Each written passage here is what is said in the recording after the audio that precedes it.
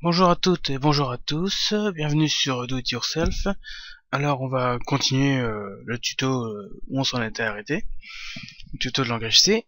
Alors je vous ai fait un sommaire comme je vous avais dit, donc on va revoir une partie des variables et comment les utiliser dans printf, scanf et quelle est leur particularité.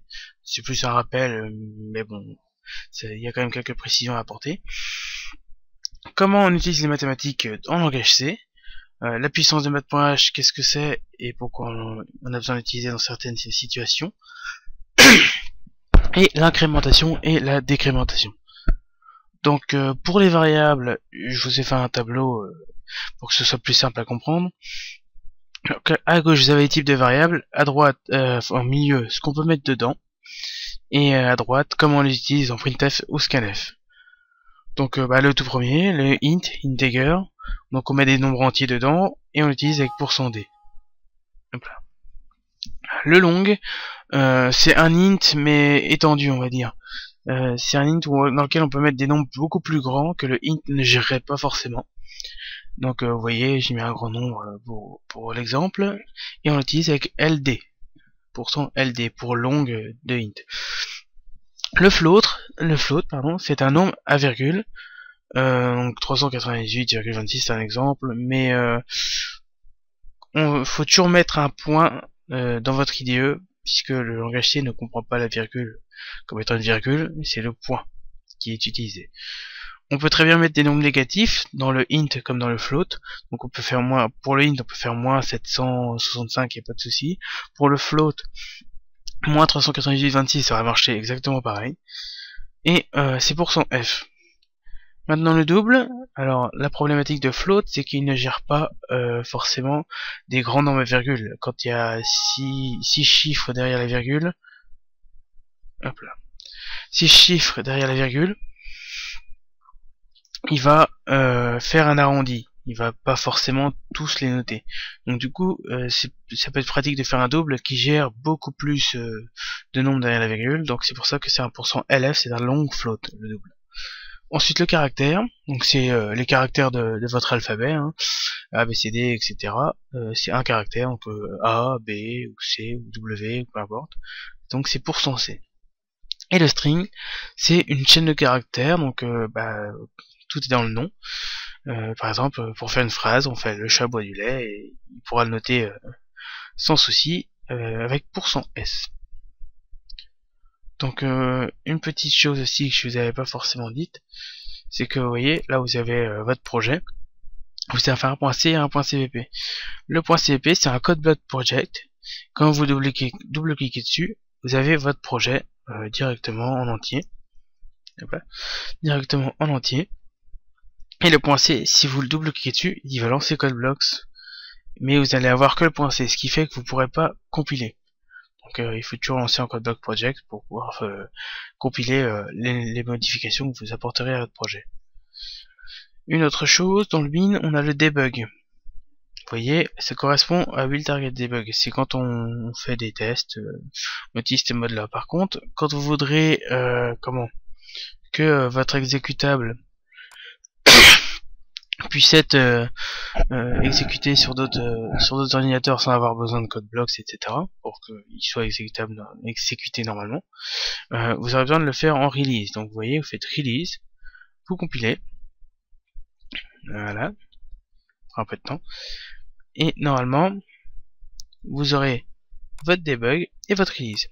Dans votre release, vous aurez votre fichier .exe pour exécutable, et vous aurez à mettre toutes les DLL qu'il faut, tous les fichiers complémentaires qu'il faut dans ce dossier là, et après vous aurez juste à cliquer sur l'exécutable et ça marchera sur n'importe quel PC, tout simplement.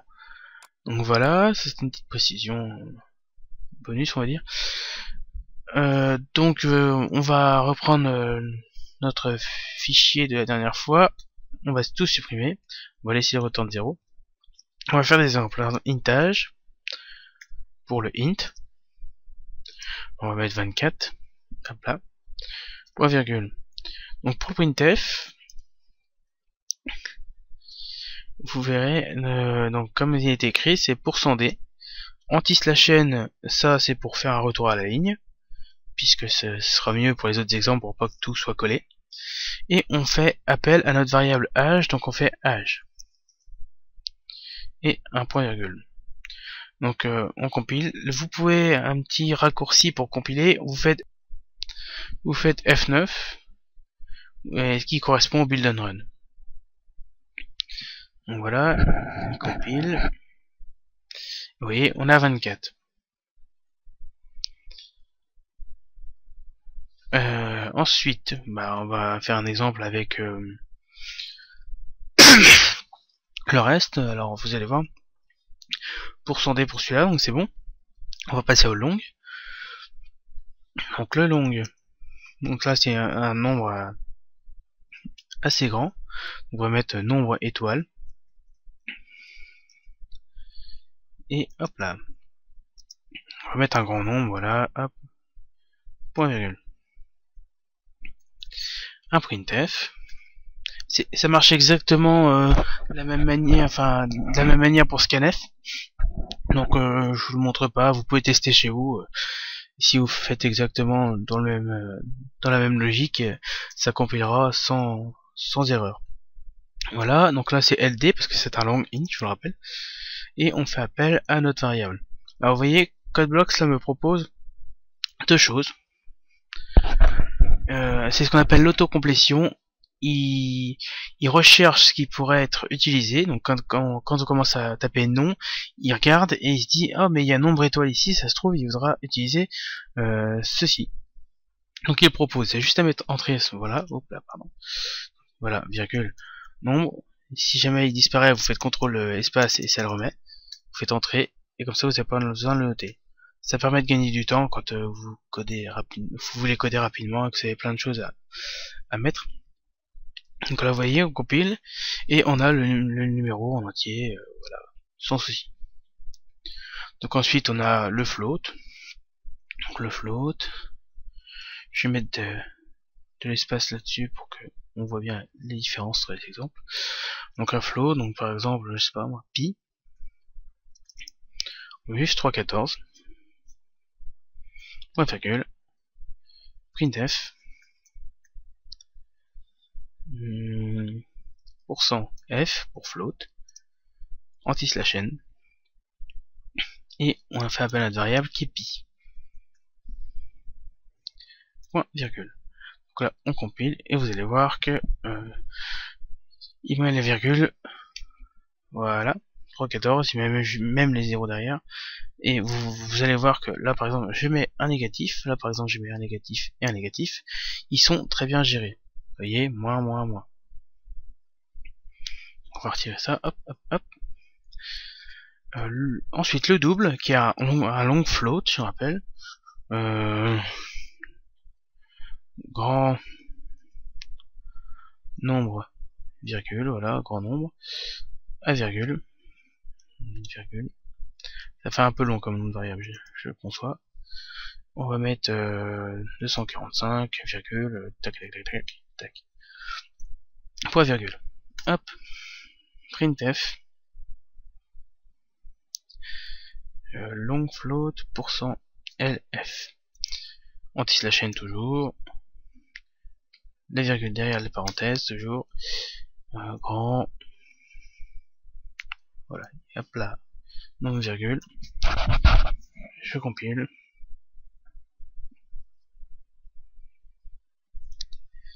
et il gère très bien tout ce qu'il y a derrière la parenthèse. Vous voyez, à partir de temps de 0, le float commence à arrondir et ne plus prendre les nombres précisément. Alors, qu'est-ce qui va se passer si je le mets dans le float? Et bien vous allez voir, vous voyez, il arrondit. À partir de là, il a arrondi à l'inférieur, tac. Vous voyez, il n'a pas pris en compte le 5, il aurait dû. Ensuite, on a le caractère. Alors le caractère qui a une syntaxe un peu spéciale, si vous allez voir. Donc le caractère, Toto. Et là vous dites, on n'a qu'à mettre par exemple O, tout simplement, et faire point virgule. Le souci, c'est que comme je vous ai dit, le PC ne raisonne pas en termes de mots, pour lui, il n'y a que des nombres. Donc pour pallier à ça, on a ce qu'on appelle un tableau ASCII, où on dit bah, tel nombre est égal à telle lettre, pour que l'ordi puisse s'y retrouver.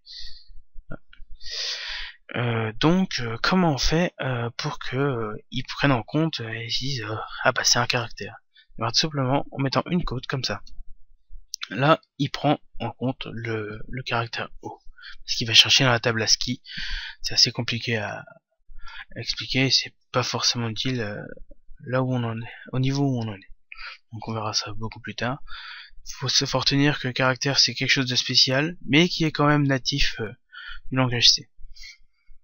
Donc bah, toujours le même principe, sinon pour le reste, printf, parenthèse, hop là, il y avait déjà la parenthèse, parenthèse, guillemets, %, C, anti-slash n, la virgule derrière, et toto,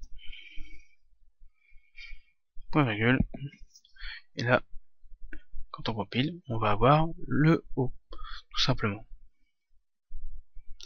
O, vous voyez. Et le string, qui est encore plus spécial en fait, car le string c'est une chaîne de caractères, et du coup, c'est dans une boucle. On va voir ça plus tard, beaucoup plus tard. C'est justement un alignement de caractères. Donc on fait ça dans un tableau. Donc en fait car, une chaîne, et les tableaux c'est comme ça. Vous verrez dans les prochains tutoriels, je vous expliquerai les tableaux, comment ça fonctionne avec les boucles, etc. Et vous comprendrez comment fonctionne plus précisément tout ceci. Donc un tableau de 120. Hop, et on va faire coucou les gens. Point virgule. Hop. Donc printf. Hop, hop. Double quote, %s, anti-slash n, tac, tac, et donc c'est chaîne qui s'appelle. Voilà, excusez-moi. Point virgule. Donc là on compile.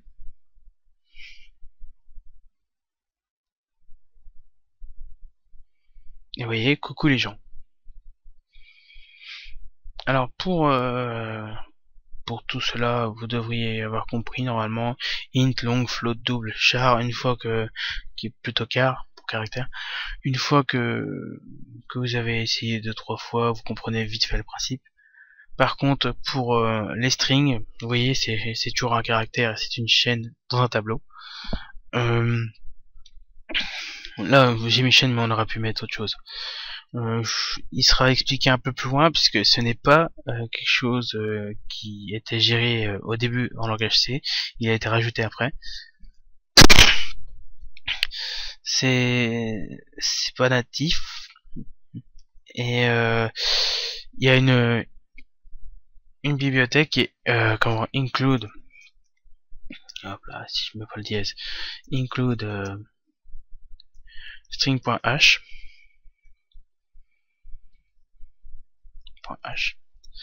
Il y a une bibliothèque spéciale pour ce type de variable, puisque voilà, c'est pas une variable, c'est un tableau de cette variable là, de la variable char. Donc faut s'imaginer que pour avoir coucou les gens, il va dans un tableau avec tout un tas de cases, comme ça, une case là, là, là. Il va prendre chaque caractère et les mettre bout à bout. Donc il va prendre le C, il va le mettre dans une case, il va prendre le O, il va le mettre dans une case, le U dans une case, etc., etc. Et après, il va juste les afficher un après l'autre, juste l'un après l'autre, en regardant le tableau ce qu'il faut afficher. C'est pas, il prend pas directement la chaîne de caractères, il les met dans une variable. C'est une variable spéciale on verra, je pense, plus loin dans les tutoriels, puisque on va utiliser les tableaux, on va utiliser les boucles, et on verra plus en détail à ce moment-là. Ce sera plus compréhensible pour vous, et je vais vous montrer comment ça marche derrière pour le string. Donc voilà pour les variables. Et donc on va voir la suite, les mathématiques. Comment ça marche en langage C les mathématiques? Parce que voilà, c'est bien, vous avez des nombres, mais vous voulez changer, par exemple, c'est pas, vous voulez faire des calculs mathématiques de base, je veux dire tel nombre plus tel nombre est égal à combien? Est-ce que ça fonctionne? Eh bien on va voir ça. On va tester directement, on verra bien si ça marche. Donc on va faire le int a pour le nombre vous avez déjà fait les mathématiques, hein, je pense que, et b qui est égal à 10. Et on va prendre le résultat qui est égal à 0. Hop là, la première règle était déjà là. Pourquoi est égal à 0? Quand on va utiliser une variable qui n'est pas initialisée, vous voyez là elles sont initialisées à 24 et à 10. Quand une variable n'est pas initialisée, il faut toujours la mettre à 0. C'est une convention, c'est pas obligatoire, mais c'est ce qu'on préconise pour éviter que la mémoire fasse n'importe quoi avec la variable. Parce que la variable, si je la mets pas à 0, elle peut être égale à n'importe quoi. C'est le PC qui décide et voilà.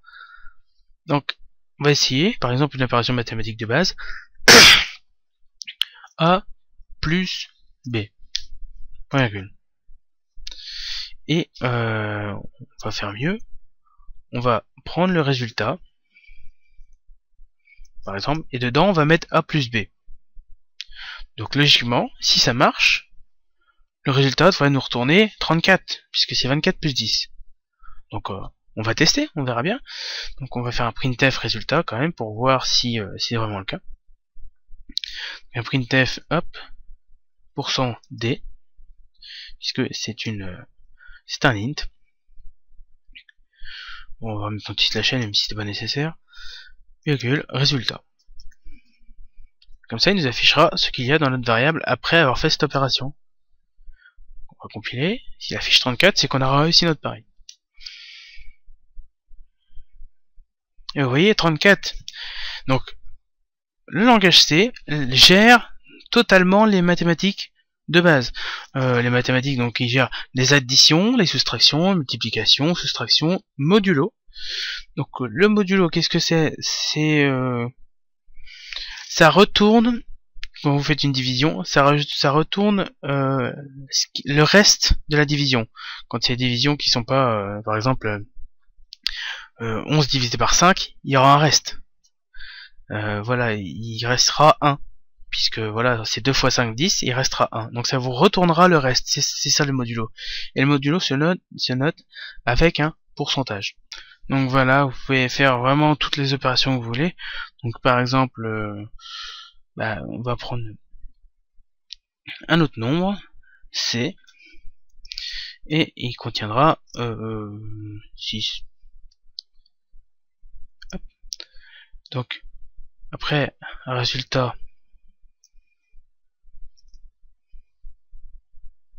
on fait moins 6, moins virgule, moins 6, moins C, c'est mieux. Donc là, on a 24 plus 10, 34, moins 6, donc vous êtes d'accord avec moi que ça fait 28. On va voir si c'est le cas, normalement il devrait afficher 28.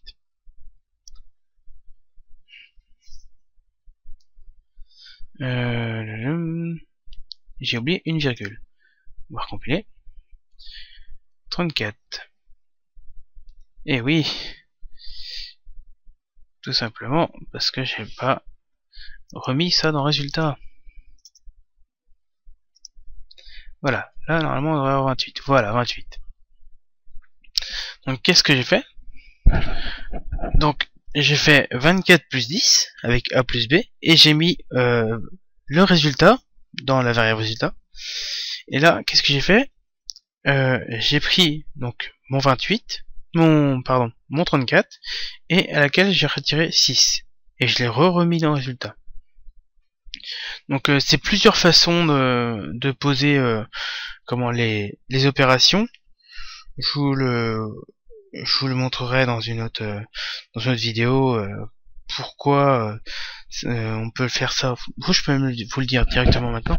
Donc il y a plusieurs manières de poser un résultat. Donc vous voyez notre opération, on a ce résultat dans lequel on a mis une opération, le résultat d'une opération. Donc c'est une certaine manière de faire. On a une autre manière qui est par exemple A, on aurait très bien pu faire ça, A est égal à A plus B. Là on n'a plus besoin de la variable résultat, puisqu'en fait on prend on commence par faire A plus B, donc 24 plus 10, et le résultat on le remet dans A. C'est-à-dire que dans A il y a 24, là, mais comme on a fait l'opération là, il va juste mettre le résultat dans A. Donc A ne vaudra plus 24, A vaudra 34. Donc si jamais on veut le réutiliser, ça modifiera la valeur. Tandis que si on fait par résultat, ça ne modifiera pas A ou B ou peu importe. Et A c'est toujours égal à 24. Ça dépend de votre utilisation. Si vous voulez affecter votre variable ou pas. On a aussi d'autres manières qu'on verra plus tard dans les boucles. Mais par exemple A plus plus.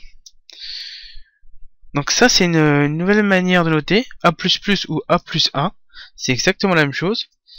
Ce que ça fait, c'est que plus égal 1 plutôt. Ce que ça fait, c'est que dans A++, une fois qu'on a fait appel à ça, A vaudra 25. Puisqu'en fait, on rajoute 1 à A. On fait pareil pour le négatif, A moins moins, hop, virgule.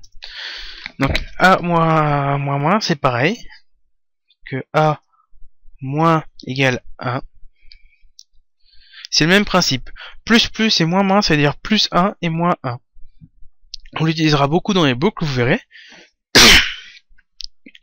Et dans les prochains tutoriels.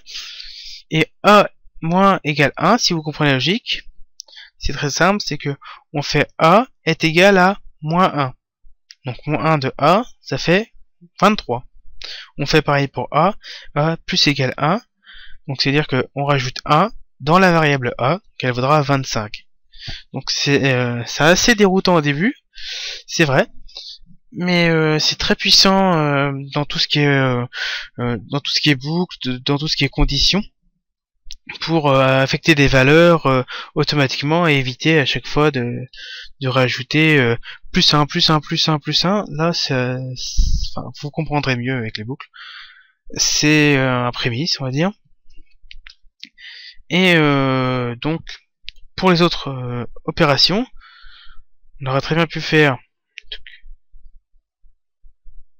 A multiplié par B. Et A multiplié par B. On va retirer ça aussi. Hop là. A multiplié par B, ça va donner combien? Normalement 240. 24 x 10. Donc on compile, on verra bien si ça marche. 240. Parfait. Maintenant on va faire A divisé par B. Donc diviser c'est tab. Tout simplement. Donc voilà. Ça fait 2. Vous voyez 10, ouais, mais vous dites 24 divisé par 10, ça fait pas 2. Ça fait un grand nombre virgule. Ou alors il y a un reste. Donc si on fait 2 x 10, ça fait 20, et il reste 4. C'est là qu'entre en jeu notre modulo.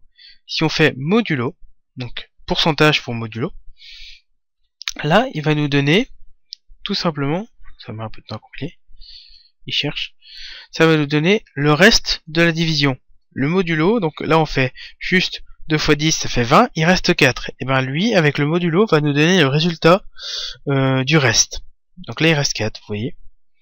Donc c'est le modulo, vous l'avez peut-être pas forcément vu, puisqu'on les voit en lycée. Si jamais vous avez fait lycée professionnel, ou si vous avez arrêté l'école plus tôt, ou peu importe, on le voit pas forcément. Donc c'est à ça que sert le modulo, c'est pour trouver le reste d'une division. Si jamais vous voulez faire des maths un peu plus améliorées, donc par exemple les puissances, les exponentielles, les sinus, cosinus, etc., etc. Là, ça n'est pas géré. Par contre, il suffira juste de rajouter math.h. Hop là. Et dans math.h, on pourra utiliser tout ce qui est puissance, cosinus, tan, etc. Si vous en avez besoin, vous avez juste à regarder comment est composé le fichier math.h et vous verrez comment vous pouvez utiliser toutes ces opérations là. Toute la majorité, même les 3/4, enfin les 90%, je veux dire, des calculs mathématiques avancés sont dans math.h. C'est pour des utilisations spécifiques, on ne va pas le voir là.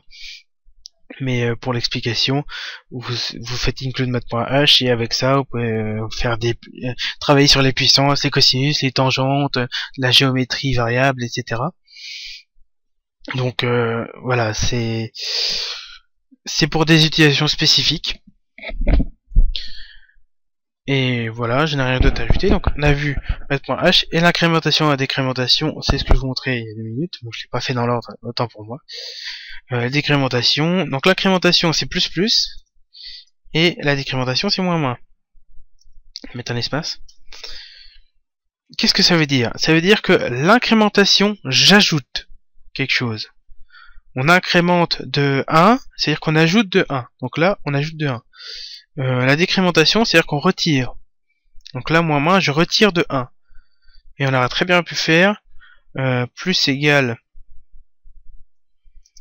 A, plus égale B, par exemple.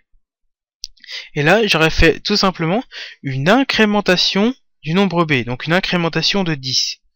On peut faire pareil pour A en négatif, moins B. Donc là, je fais une décrémentation de B, donc c'est-à-dire que je retire 10. C'est tout simplement ça. L'incrémentation, on ajoute, et la décrémentation, on retire. C'est des termes qui sont souvent utilisés en développement, et qu'il faut obligatoirement connaître. Quand vous discuterez avec un développeur ou peu importe, vous verrez que quand il vous parlerez des mathématiques ou peu importe, il parlera beaucoup de l'incrémentation et de la décrémentation. Là, j'ai dû incrémenter ma variable de temps, j'ai dû faire ci, ça. Donc c'est quand même une base à avoir obligatoire. Donc voilà, j'espère que vous avez compris. Si, comme d'habitude, si vous n'avez pas compris, vous avez juste à me poser des questions en commentaire ou m'envoyer un mail. Ou si vous, au contraire, vous trouvez que il manque quelques petits points précis, vous pouvez aussi me le signaler. N'hésitez pas à aimer la vidéo et à faire partager. J'espère que je suis clair. Il y a des petits moments où je suis un peu mélangé les pédales, mais ça arrive. La prochaine fois, on verra les symboles, les booléens et les conditions. Et je vous mettrai, comme d'habitude, en dessous, dans le lien dans la description de la vidéo, les termes techniques et ce qu'ils veulent dire. Et je vais vous mettre aussi les variables, pas le tableau, mais juste les variables, les types de variables avec leur utilisation, donc printf, scanf, donc %d, etc. Voilà, une dernière chose, par contre, il faut savoir que sur CodeBlocks, ou la majorité, même tous les IDE, on peut utiliser les raccourcis Windows, CTRL-C, CTRL-V, CTRL-Z, CTRL-Y.